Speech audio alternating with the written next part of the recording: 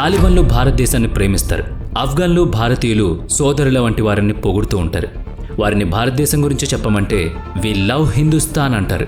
కొన్నేళ్లుగా వివిధ దేశాలు తిరుగుతూ అక్కడ విశేషాలను అందిస్తూ వస్తున్న యూట్యూబర్ల సంఖ్య భారతదేశంలోనూ చాలా పెరిగింది. హిచ్ హైకింగ్ చేస్తూ తిరిగేవాళ్లు కొందరు, సొంతంగా ఖర్చు పెట్టుకుని తిరుగుతున్న వాళ్ళు మరికొందరు. ఇలా వివిధ దేశాల సంచారం చేస్తూ తిరుగుతున్న భారతీయ యాత్రికులు ఆఫ్ఘనిస్తాన్ వెళ్ళినప్పుడు అక్కడ ప్రజలతో తాము మాట్లాడిన విశేషాల్ని మనతో పంచుకున్నారు. अफगानिस्तान और हिंदुस्तान का दुनिया में मिसाल दिया जाता है कि दोस्त है. दोस्त का मतलब होता है भाई भाई.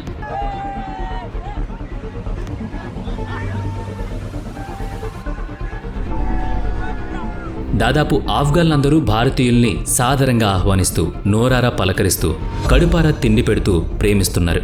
అదే దృశ్యాలను మనం ఇప్పుడు చూస్తున్నాం. ఉత్తర భారతదేశంలో భూమార్గ సంబంధాలున్నాయి కనుక ఆఫ్ఘన్లకు హిందీ సినిమాలతోనూ మంచి పరిచయం ఉంది. హిందీ సినిమా పాటలు అక్కడ మంచి ప్రాచుర్యం పొందుతున్నాయి కూడా. ఊరికే టీ తాగిస్తారు, కొన్నదానికి డబ్బులిస్తే తీసుకోరు. ఏమన్నా అడిగితే మీరు మా దేశ అతిథులు అంటారు. వారి అభిమానానికి కళ్ళు చెమర్చుతుంటాయని మన వాళ్ళు చెప్తూ ఉంటారు. మతం, సంప్రదాయం, వేషభాషలు అడ్డం కావడం లేదంటున్నారు. చిత్రం ఏంటంటే ఆఫ్ఘనిస్తాన్కు పాకిస్తాన్ పొడగెట్టదు. అసలు తమ రెండు దేశాల మధ్య పాకిస్తాన్ ఉండకపోతే బాగుంటుందని వాళ్ళు అంటారు.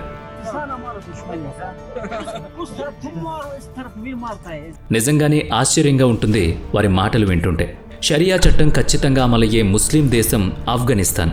అమెరికా 2021లో ఆఫ్ఘనిస్తాన్ను విడిచి వెళ్లిపోయాక తాలిబాన్లు ఆ దేశాన్ని పాలిస్తున్నారు. ఇక ఆ దేశాన్ని దేవుడే కాపాడాలని అందరూ అనుకున్నారు. వారేం తమ సాంప్రదాయాలకు దూరంగా జరగలేదు. ఆడపిల్లలు, మహిళల పట్ల వారి దృక్పథం మారిపోలేదు. కఠినమైన ఆంక్షలు అమలవుతూనే ఉన్నాయి. అయినా భారత్ పట్ల వారి ప్రేమాభిమానాలు మాత్రం నిజం. భారత్కు పాక్, బంగ్లాలు ఇరుగు పొరుగు దేశాలే అయినా కానీ ప్రస్తుతం ఆ దేశాలతో మన స్నేహ సంబంధాలు అతి నాజుగ్గా మారాయి. బంగ్లాదేశ్లో ఇండియా అవుట్ ప్రచారమే నడుస్తోంది. ఇక పాకిస్తాన్ సంగతి అరటిపండు ఒలిచినట్లు చెప్పనక్కర్లేదు. కానీ పాకిస్తాన్కు అటునున్న ఆఫ్ఘనిస్తాన్ మాత్రం భారతదేశం పట్ల అభిమానంతో ఉంది. మనం చరిత్రలోకి వెళితే కొన్ని ఆసక్తికరమైన విషయాలు తెలుసుకోవచ్చు. పదని మరి. సామాన్య శకం 3300 క్రితం సంగతి చూద్దాం. సింధు నాగరికత పరిడవిల్లిన కాలం అది. భారత ఉపఖండంలో అప్పటి పాకిస్తాన్, ఆఫ్ఘనిస్తాన్లోని సోర్తుగాయ్, మూనిగాన్ ప్రాంతాలు కూడా అంతర్భాగాలే. వేదాల్లోనూ ఆఫ్ఘనిస్తాన్ ప్రాంత విశేషాలున్నాయని పండితులు వెల్లడిస్తున్నారు. ధృతరాష్ట్రుని భార్య కౌరవుల తల్లి అయిన గాంధారి, గాంధార దేశరాజు సుబలుని కుమార్తె. గాంధార అంటే పరిమళ దేశమని అర్థం.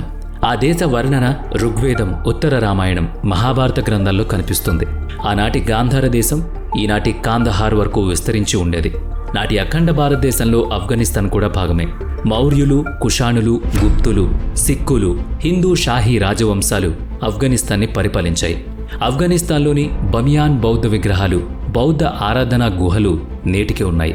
గుహల్లో హిందువులు ఆరాధించే శివుని వర్ణ చిత్రాలు కూడా ఉన్నాయి. అయితే ప్రస్తుతం బమియాన్ బౌద్ధ శిల్పాలు, గుహల్లోని వర్ణ చిత్రాలు దాదాపుగా ధ్వంసం చేయబడ్డాయి.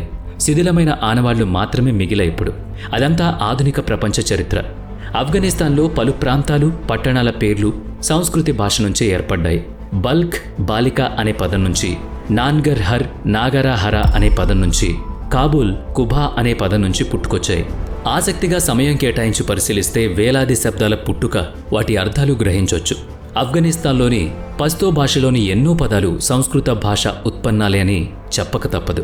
హిందూ షాహీ వంశ పాలన ముగింపుకొస్తున్న కాలం వరకు, దాదాపు 11వ శతాబ్దం వరకు ఆఫ్ఘనిస్తాన్ ప్రాంతం భారతీయ నాగరికతతో విరసిల్లింది. కాబట్టి ఇరు దేశాల మధ్య ఉమ్మడి సాంప్రదాయాలు, అలవాట్లు ఉండేవి. మత సాంస్కృతిక సంబంధాల రీత్యా అనుబంధాలు ఉండేవి. అవే నేటికి వ్యక్తం అవుతున్నాయి. అలాంటి ఆఫ్ఘనిస్తాన్ 12వ శతాబ్దం నుంచి మారిపోసాగింది. ముస్లింల దండయాత్రల మూలంగా ఆ ప్రాంత వ్యవహారం తలక్రిందులైంది. టర్కీ నుంచి టర్కీయులు, ఉజ్బెకిస్తాన్ నుంచి మంగోలులు, పర్షియా నుంచి పర్షియన్లు ఆఫ్ఘనిస్తాన్ను ముక్కలు చెక్కలు చేశారు. తమ అధికారాల్ని చలాయించుకున్నారు. దాంతోపాటుగా అక్కడి ప్రజల ధర్మాన్ని మార్పిడి చేశారు. 16వ శతాబ్దంలో బాబర్ ఆఫ్ఘనిస్తాన్ను ఆక్రమించుకున్నాడు. పిదప భారతదేశాన్ని ఆక్రమించుకుని మొఘల్ శాసనాన్ని స్థాపించాడు. 1700వ సంవత్సరంలో నాటికి ఆఫ్ఘనిస్తాన్ ధార్మికంగా, సాంస్కృతికంగా భారతదేశంతో చాలా దూరంగా జరిగిపోయింది. అది అనివార్యం కూడా. అయితే పాకిస్తాన్ ఇస్లాం మత ప్రాతిపదికన భారతదేశం నుంచి విడగొట్టబడి వేర్పాటు చేయబడిన రాజ్యం. ఆఫ్ఘనిస్తాన్ అంతకుముందే ముస్లిం రాజ్యమైంది. రెండు ఇరుగు పొరుగు దేశాలే అయినా కూడా వాటి మధ్య సయోధ్య లేదు. 1893 నవంబర్ 12 నాడు జరిగిన ఒక సంఘటన గురించి చెప్పుకోవాలి. అప్పటికి ఆంగ్లో పర్షియన్ల మధ్య 2 యుద్ధాలు జరిగాయి. రెండో యుద్ధం తర్వాత బ్రిటిష్ వారికి ఆఫ్ఘన్లు చాలా బలమైన వారని, లొంగదీసుకోవడం అతి కష్టమని అర్థం కాజొచ్చింది. ఆఫ్ఘనిస్తాన్ రాజవంశాలు చాలా శక్తివంతం కనుక వారిపై ఎంతో కాలం దొరతనం సాగించడం కుదరదని అనుభవంలో తెలుసుకున్నారు. కాబట్టి వాళ్లతో ఒక ఒప్పందానికి వచ్చారు. ఆ ప్రకారం భారత్ ఆఫ్ఘనిస్తాన్ల మధ్య డ్యూరాండ్ లైన్ అనే సరిహద్దు రేఖను ఏర్పాటు చేసుకున్నారు. అంటే ఈనాటి పాకిస్తాన్కు వాయువ్యంగా ఉంటుంది ఈ సరిహద్దు. అలా 1893లో ఆఫ్ఘనిస్తాన్ వేరే దేశమైంది. డ్యూరాండ్ లైన్కు ఈవల ఉన్న ప్రాంతం అంటే నేటి పాకిస్తాన్తో సహా భారతదేశమంతా బ్రిటిష్ వలస పాలనలోకి భారతదేశమైంది. అయితే పాకిస్తాన్లోని ఖైబర్ పఖుంఖ్వా ప్రాంతంలో ఆనాటి నుంచి ఈనాటి దాకా ఆఫ్ఘనిస్తాన్కు చెందిన పష్తూన్ తెగల వాళ్ళు నివసిస్తున్నారు. అదిప్పుడు పాకిస్తాన్లోని పంజాబ్ ప్రాంతంలో ఉంది. అక్కడి వాళ్లు తమ దేశం నుంచి విడగొట్టారనే ఆవేదనతోనూ, పరాయి దేశంలోని పంజాబీల పాలనలో ఉన్నామనే దుగ్ధతోనూ నలిగిపోతున్నారు. 1947 ఆగస్టులో భారతదేశం నుంచి విడగొట్టబడిన తర్వాత కూడా పాకిస్తాన్ ఆ ప్రాంతాన్ని ఆఫ్ఘనిస్తాన్కు ఇయ్యలేదు. కనుకనే నాటి నుంచి నేటి వరకు ఆఫ్ఘనిస్తాన్ పాకిస్తాన్ల మధ్య యుద్ధ వాతావరణమే తప్ప సయుద్ధ లేదు. ఆ తర్వాత పాకిస్తాన్ భారతదేశం మీద దాడి చేసి కశ్మీర్ ప్రాంతాన్ని ఆక్రమించుకుంది. పాక్ ఆక్రమిత కశ్మీర్ పీఓకే మూలంగా భారత్లోనూ, ఖైబర్ పఖ్తూన్ఖ్వా ప్రాంతం కట్టబెట్టకుండా ఆఫ్ఘనిస్తాన్లోనూ పాకిస్తాన్ శత్రుభావంతోనే మెలుగుతోంది. అయితే ఆఫ్ఘనిస్తాన్ భారతదేశం మధ్య స్నేహబంధం ముడిపడింది. పీఓకే విషయం తర్వాత పాకిస్తాన్ ఐక్యరాజ్యసమితి సభ్యత్వానికి నమోదు చేసుకోగా భారత్ వ్యతిరేకించింది. అదే సమయంలో ఆఫ్ఘనిస్తాన్ కూడా ఆ ప్రతిపాదనను వ్యతిరేకించింది. ఆ నేపథ్యం తర్వాత 1950 జనవరి 4న భారత్ ఆఫ్ఘనిస్తాన్ మధ్య మైత్రి ఒప్పందం జరిగింది.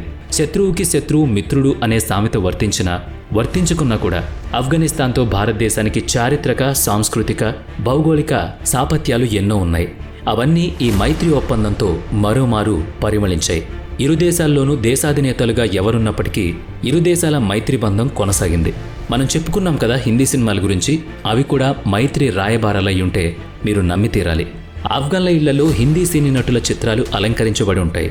తుపాకీ చేతబట్టిన తాలిబాన్ చొక్కా మీద హిందీ సినీ నటుల చిత్రాలుంటాయి. హిందీ నటుడు అమితాబ్ నటించిన ఖుదాగవా సినిమా చిత్రీకరణ కోసం ఆఫ్ఘనిస్తాన్ వెళ్ళినప్పుడు అక్కడ ప్రభుత్వానికి తిరుగుబాటుదారులైన తాలిబాన్లకు మధ్య జరుగుతున్న అంతర్యుద్ధాన్ని ఒకరోజు నిలుపుదల చేశారు. ప్రత్యేకంగా రక్షణ ఏర్పాట్లు కూడా చేశారు. హిందీ సినీ దర్శకుడు కబీర్ ఖాన్ ఒక డాక్యుమెంటరీ చిత్రీకరణ కోసం ఆఫ్ఘనిస్తాన్ వెళ్లడం కోసం అక్కడ అంతర్యుద్ధం జరుగుతున్నా కూడా ఏదోలా అక్కడకు వెళ్ళినప్పుడు అతనికి ఒక ముజాహిదీన్ ఎదురుపడ్డాడు.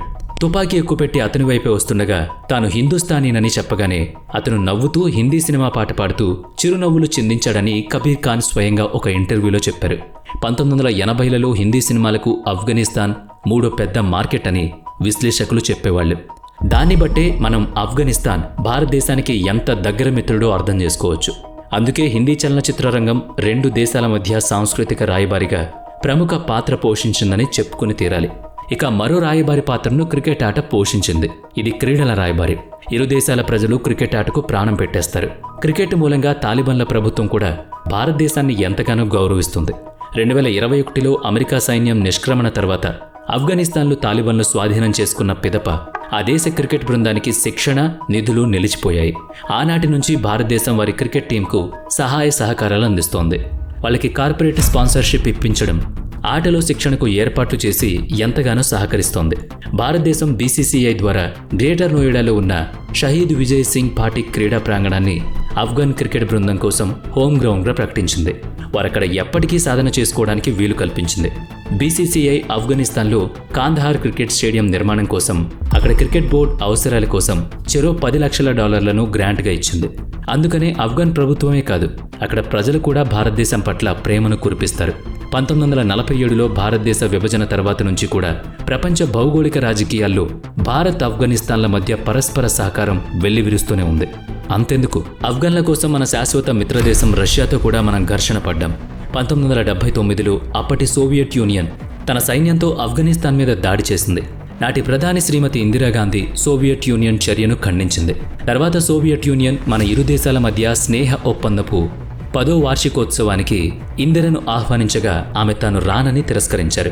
ఆ సంఘటన మాత్రమే కాదు, పీఓకేపై పాకిస్తాన్కు ఏ హక్కు లేదని, కాశ్మీర్ ప్రాంతం పూర్తిగా భారతదేశానిదే అని 1947 నుంచి ఈనాటి దాకా ఆఫ్ఘనిస్తాన్ నాయకత్వం భారతదేశానికి మద్దతు కల్పిస్తోంది. పాకిస్తాన్ దురాక్రమణ చేసి కశ్మీర్ను చెరపట్టిందని, అది ఉభయ దేశాల ద్వైపాక్షిక సమస్య తప్ప అంతర్జాతీయ జోక్యం తగదని కూడా కుండబద్దలు కొట్టింది.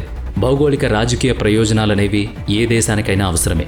పరస్పర ప్రయోజనాల కోసమే చేతులు కలిపినా కూడా అది స్నేహబంధంగా మారి కొనసాగే అవకాశం ఉంది. అలా భారతదేశం ఎన్నో మౌలిక ప్రాజెక్టుల నిర్మాణం కోసం ఆఫ్ఘనిస్తాన్కు సహకారం అందిస్తోంది. మానవత్వ సహాయం కూడా ఎన్నోసార్లు చేస్తోంది. పశ్చిమ ఆఫ్ఘనిస్తాన్లోని హరి నదిపై జల విద్యుత్ నీటిపారుదల ప్రాజెక్ట్ అయిన సల్మా డ్యాంను భారత్ నిర్మించింది. 2016లో ప్రారంభించబడిన ఆ కట్టడాలకు ఆఫ్ఘన్ ఇండియా ఫ్రెండ్షిప్ డ్యాంగా నామకరణం చేసింది. దాని విలువ $290 మిలియన్ అమెరికన్ డాలర్స్. భారత ప్రభుత్వ రంగ సంస్థ BHEL సదరు ఆనకట్ట నిర్మాణంలో కీలక భాగస్వామి. కాబుల్లోని 969 కోట్ల రూపాయల ఖర్చుతో ఆఫ్ఘన్లకు భారతదేశం కొత్త పార్లమెంటు భవనాన్ని నిర్మించిచ్చింది. 100 ఏళ్ల పురాతనమైన వారి చారిత్రక రాజభవనాన్ని పునరుద్ధరించడానికి కూడా భారతదేశమే సహకారం చేసింది. AAMS తరహాలు పెద్ద child cancer hospital, Indira Gandhi institute for child హెల్త్ను కూడా భారత్ నిర్మించింది.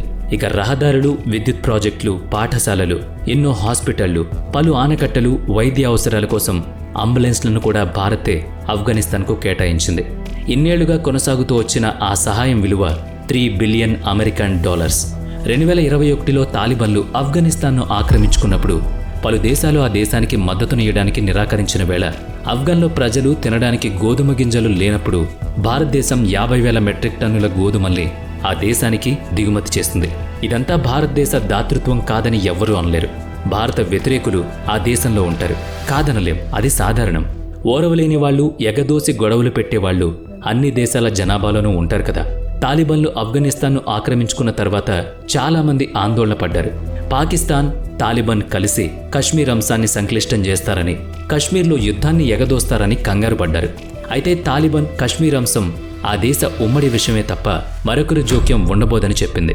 ఆఫ్ఘనిస్తాన్లో ప్రభుత్వం ఎవరిదైనా కానివ్వండి, వాళ్ళు భారత్తో స్నేహపూర్వకంగానే మెలుగుతారు. గత ఆఫ్ఘన్ ప్రభుత్వ విధానాలను తాలిబాన్లు కూడా కొనసాగిస్తున్నారు. భారత్తో మైత్రిని కొనసాగించడంలో మాత్రం ఏ మార్పు తీసుకురాలేదు. ఆఫ్ఘన్ మాత్రమే కాదు, భారత్ కూడా ఇరు దేశాల ద్వైపాక్షిక విధానాల్లో గతంలోని విధానాలను గౌరవిస్తూనే ఉంది. తాజాగా 2024 జనవరి 29న ఆఫ్ఘనిస్తాన్లో జరిగిన రీజనల్ కోఆపరేషన్ ఇనిషియేటివ్ మీటింగ్ను తాలిబాన్లు నిర్వహించగా 12 దేశాలతో కలిసి భారత్ కూడా పాల్గొంది. ఏ తర్వాత చెప్పొచ్చేదేంటంటే, భారతదేశం, ఆఫ్ఘనిస్తాన్లు చిరకాల మిత్రులుగా కొనసాగుతూ ఉంటేనే ఇరు దేశాలకు ప్రయోజనం. జియోపాలిటిక్స్ కానివ్వండి, పాకిస్తాన్, చైనా వంటి ఇరుగు పొరుగు దేశాల నుంచి ముప్పు పొంచి ఉండడం అనే అవకాశం కానివ్వండి, ఏదైనా కానీ మనకంటూ మంచి మిత్రుడు ఉండడం ప్రయోజనకరం. ఆపదలో ఆదుకున్నవాడే మిత్రుడు కానీ తప్పించుకునేవాడు కాదు. భౌగోళికంగా వేరే అయినా, సాంస్కృతికంగా భిన్నమైనా కూడా ప్రాచీన చారిత్రక బంధుత్వం, ఈ కాలపు మైత్రి బంధం భారతదేశం ఆఫ్ఘనిస్తాన్లను మంచి మిత్రులుగా చేసింది. ఈ విషయంలో ప్రభుత్వాలు సరే, ప్రజలు కూడా స్నేహ సౌరభాలు, ప్రేమాభిమానాలు కురిపిస్తుండడం, మన సంచార యాత్రికులు తమకు తెలియకుండానే ఇరు దేశాల మధ్య స్నేహ వారధులుగా మారుతుండడం సంతోషాన్ని కలిగిస్తుంది. మరి మీ అభిప్రాయం ఏంటి? మీకు తెలిసిన చారిత్రక, సాంస్కృతిక సంగతులేంటో ఇక్కడ చెప్పండి. తెలుసుకుని అందరం ఆనందిద్దాం. మీ కామెంట్స్ చదివి మేం కూడా ఆనందిస్తాం. వీడియో నచ్చితే లైక్ చేయండి, షేర్ చేయండి. ఇప్పటి వరకు మన ఛానల్ని సబ్స్క్రైబ్ చేయనట్లయితే ఇప్పుడే సబ్స్క్రైబ్ చేసుకుని పక్కనే ఉన్న బెల్ ఐకాన్పై క్లిక్ చేయండి. నెక్స్ట్ వీడియోలో మళ్ళీ కలుద్దాం. Thanks for watching.